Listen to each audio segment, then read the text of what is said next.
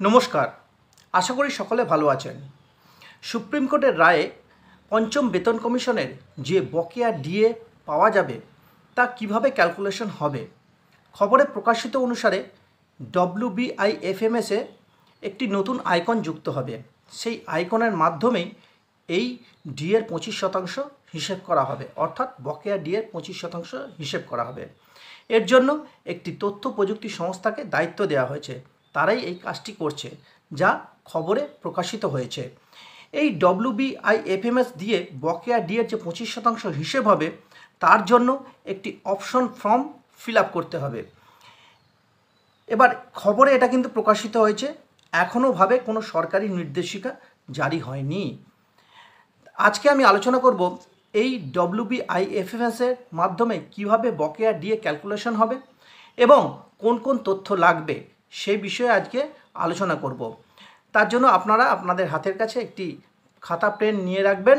এই তথ্যগুলি আমি যেগুলো বলবো সেই তথ্যগুলি সেই কাগজে আপনারা যদি লিখে রাখেন তাহলে কিন্তু ভবিষ্যতে যে 25% ডিএ হিসেব হবে, যা খবরে প্রকাশিত হচ্ছে WBIFMS এর মাধ্যমে, সেক্ষেত্রে কোনো কিন্তু অসুবিধে হবে না। যদি কোনো তথ্যের গরমিল থাকে তাহলে কিন্তু হিসেবে গরমিল হতে পারে, তবে বেশিরভাগ তথ্যই কিন্তু ওখানে দেয়া থাকবে, কারণ WBIFMS এর আন্ডারে এমপ্লয়ির বেশিরভাগ তথ্যই কিন্তু আছে। তবে সেই তথ্যগুলি একবার ভালো করে যাচাই করে নেবেন। এবার চলুন, এই অপশন ফর্ম ফিল আপের সময় কোন কোন তথ্যগুলি ভালো করে দেখতে হবে তার একটি তালিকা আমি তৈরি করেছি। সেই তালিকাটি আপনারা একটু ভালো করে দেখে নিন। প্রথমে WBIFMS এ লগ ইন করতে হবে। লগ ইন করার জন্য কি লাগবে না, এমপ্লয়ি ইউনিক কোড, যেটা 10 ডিজিট ইউনিক কোড হয়। পাসওয়ার্ড, আচ্ছা আরেকটা কথা বলি, ইউনিক কোডটা যদি আপনারা না জানেন তাহলে আপনাদের যে অফিস আছে অফিসের কাছ থেকে আপনারা কিন্তু নিয়ে নেবেন এই 10 ডিজিট ইউনিক কোড। তাছাড়া যদি অন্য কোনো এমপ্লয়ি এই ইউনিক কোড বা ওনার ইউনিক কোড জেনে থাকেন তাহলে উনি ওনার প্রোফাইলে ঢুকেও সার্চ করে আপনার ইউনিক কোড বের করে দিতে পারেন। তো সেটা কিভাবে হয় আমি আমার পরবর্তী ভিডিওতে আমি দেখানোর চেষ্টা করব, যদি সময় পাই অবশ্যই আমি দেখানোর চেষ্টা করব। তারপর লাগবে পাসওয়ার্ড, এরপর লাগবে register mobile number for OTP. এই রেজিস্টার মোবাইল নাম্বারটা কেন লাগবে, যদি পাসওয়ার্ড ভুলে যান তাহলে ফরগেট পাসওয়ার্ডের করার ক্ষেত্রে আপনার কিন্তু রেজিস্টার মোবাইল নাম্বারটা লাগবে। ওই রেজিস্টার মোবাইল নাম্বারে আপনাদের ওটিপি আসবে, যা ওটিপি দিয়ে পুনরায় লগ ইন করা যাবে এবং পাসওয়ার্ডটা চেঞ্জ করা যাবে। এরপর হচ্ছে প্যান নাম্বার, যদি দরকার হয়। এখনও কিন্তু আমরা কেউই জানে না যে কি দরকার হতে পারে এই WBIFMS এর আন্ডারে ডিএ ক্যালকুলেশন করার জন্য, তাই প্যান কার্ডটা আমি রেখেছি, আপনারা প্যান কার্ডটা কাগজে কিন্তু লিখে রাখবেন।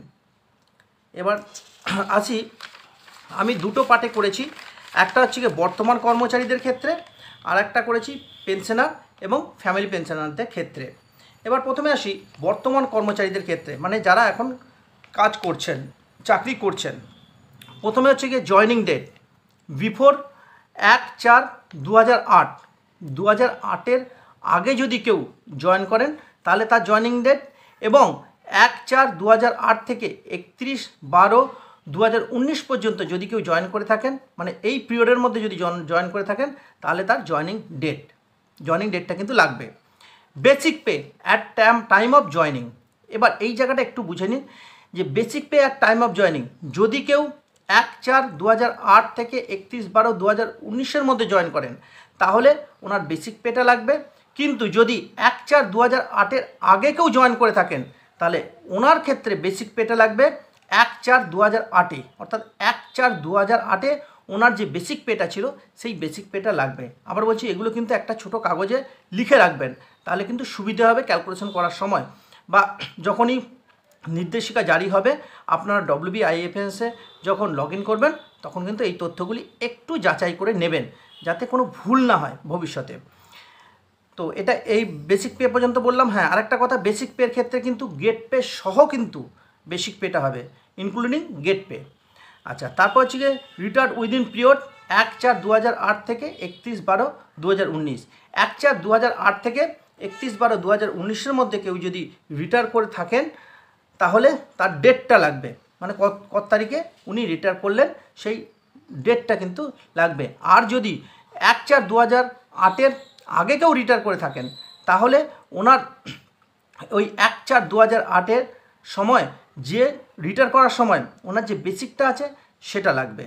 আর পরবর্তী ক্ষেত্রে এই যেটা বললাম 1/4/2008 থেকে 31/12/2019 যদি কেউ রিটায়ার করেন তাহলে রিটায়ার ডেট লাগবে এবং সেই সময় ওনার বেসিকটা কত সেটা লাগবে। এরপর আসি প্রমোশন আর পে রিভার্স। যদি প্রমোশন হয় 1/4/2008 থেকে 31/12/2019 মধ্যে যদি কেউ রিটায়ার করেন, কারো যদি প্রমোশন হয় বা পে রিভার্স হয়, প্রমোশন হলে পে রিভার্স হয়, এটা আপনারা সকলেই জানেন। যদি পে রিভার্স হয় তাহলে ওনার ওই প্রমোশন ডেটটা লাগবে এবং পে রিভার্সের সময় ওনার বেসিকটা কত হচ্ছে বা হয়েছিল সেটা কিন্তু লাগবে। কোন পিরিয়ডের মধ্যে?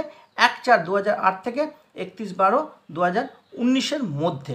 এই বেসিক পে কিন্তু ইনক্লুডিং গ্রেড পে। এই সমস্ত তথ্য কিন্তু সার্ভিস বুকে আপনারা পেয়ে যাবেন।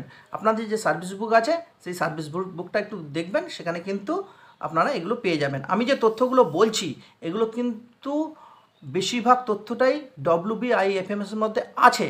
তবুও যখন আপনারা লগ ইন করবেন, লগ ইন করার পর আপনারা কিন্তু এই জিনিসগুলো একটু মনোযোগ সহকারে চেক করে নেবেন। এরপর আসি পেনশনার বা ফ্যামিলি পেনশনার যারা আছেন তাদের ক্ষেত্রে কি কি ডকুমেন্টস ওনারা চেক করবেন। পেনশনার ফ্যামিলি পেনশনার ক্ষেত্রে প্রথমে হচ্ছে জয়নিং ডেট। একইভাবে বিফোর 1/4/2008 থেকে এর মধ্যে 1/4/2008 থেকে 31/12/2019 মধ্যে জয়নিং ডেট, ওই সময় basic pay at the date of joining, অথবা 1/4/2008 যেটা আমি আগে বললাম সেমভাবে একই রকমভাবে কিন্তু রিটায়ারমেন্টের ক্ষেত্রেও তাই হবে। রিটায়ার উইদিন পিরিয়ড এর মধ্যে যদি রিটায়ার করেন তাহলে কবে রিটায়ার করছেন এবং সেখানে তখনকার বেসিক পে এগুলো সবই লাগবে, ওখানে দেয়া আছে, সেগুলো কিন্তু দেখে নিতে হবে। তারপর হচ্ছে প্রমোশন পে রিভার্স, যদি প্রমোশন হয়ে থাকে এবং প্রমোশন হওয়ার ফলে যদি ওনাদের বেসিক পে চেঞ্জ হয়ে থাকে তাহলে সেই ডেটটা লাগবে এবং নিউ বেসিকটা লাগবে। এবার রিটায়ার টাইম বেসিক পে, এই যে বললাম রিটায়ারমেন্টের সময় ওনার যে বেসিকটা ছিল সেই বেসিকটা কিন্তু লাগবে, মানে যেটা বেসিক হয়েছে। এখন রিটায়ার হওয়ার পর পেনশন পান, সেই পেনশন পাওয়ার সময় যে পেনশন পাওয়ার সময় ওনার যে বেসিক পেটা ছিল, যে বেসিকের ওপরে ওনারা বর্তমানে পেনশন পান সেই বেসিকটা কিন্তু লাগবে। অর্থাৎ রিটায়ারের সময় যে বেসিকের ওপরে ওনারা এখন পেনশন পান সেই বেসিকটা কিন্তু লাগবে। এরপর হচ্ছে date of death and basic pay. Family pensioner যারা ফ্যামিলি পেনশন পান, এই জায়গাটা একটু বুঝুন। যারা ফ্যামিলি পেনশন পান, যার ফ্যামিলি পেনশন পাচ্ছেন, অর্থাৎ যে রিটায়ার ব্যক্তির ফ্যামিলি পেনশন পাচ্ছেন ওনার যবে মৃত্যু হয়েছে সেই মৃত্যুর ডেটটা এবং তখন যে বেসিকটা ছিল সেটা লাগবে, এবং তারপর ফ্যামিলি পেনশনের সময় যে বেসিকটা হয়েছে সেটাও কিন্তু লাগবে। দুটোই কিন্তু লাগবে, এবার দুটোই কিন্তু আপনারা ভালো করে চেক করে নেবেন। এই সমস্ত যে তথ্যগুলো আমি বলছি সমস্ত কিছু যদি পারেন তাহলে একটা সাদা কাগজে বা একটা খাতার মধ্যে লিখে রাখবেন। যখনই সরকারি নির্দেশিকা জারি হবে তখন আপনারা এগুলো কিন্তু একটু চেক করে নেবেন।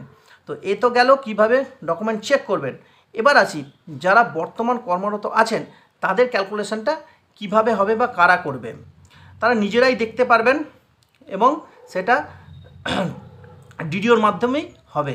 কিন্তু যারা পেনশনার এবং ফ্যামিলি পেনশনার যারা আছেন তাদের ক্ষেত্রে ট্রেজারি মারফত বিষয়টি কাজ করবে, যেটা সবই খবরে প্রকাশিত তথ্য।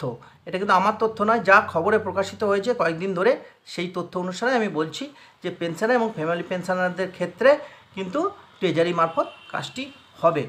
কিন্তু পেনশনার, ফ্যামিলি পেনশনার এবং বর্তমানে যারা কর্মরত আছেন সবাই কিন্তু WBIFMS-এ ওনাদের যে বকেয়া ডিএটা হচ্ছে সেই বকেয়া ডিএটা কিন্তু ওনারা দেখতে পারবেন।